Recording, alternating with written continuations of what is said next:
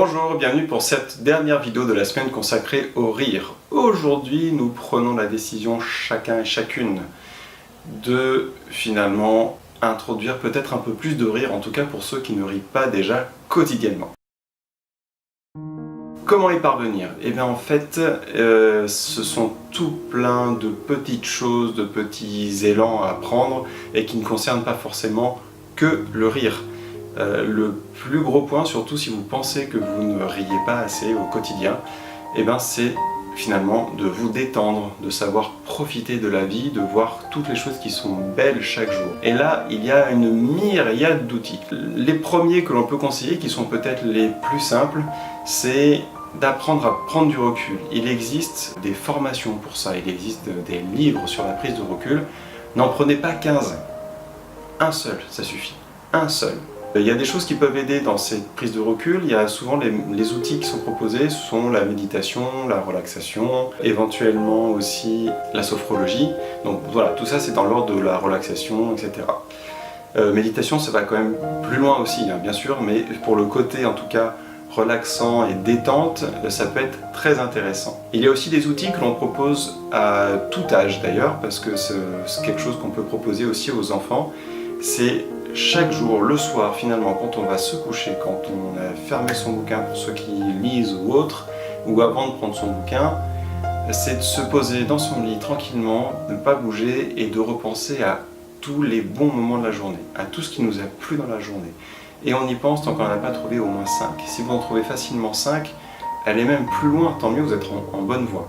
Pourquoi ça? Parce que tout ça, finalement, ça nous apprend, ça nous montre que la vie est belle, il y a plein de choses belles dans la vie. Alors certes, il y a des choses qui ne sont pas agréables chaque jour, mais il y en a aussi qui sont agréables, donc appuyons-nous sur celle-là pour trouver la joie, pour la faire s'exprimer, pour trouver la beauté dans la vie. Et tout ça, ça mène à un peu plus de légèreté, ça lève un peu les difficultés que l'on peut avoir au quotidien ou le ressentiment qu'on peut avoir quant à la dureté de la vie. Et tout ça, ça libère un peu et ça aide à aller vers, en tout cas, un peu plus de légèreté. Et de là, essayer de faire un trait d'humour avec quelqu'un qu'on aime bien, avec quelqu'un qu'on ne connaît pas.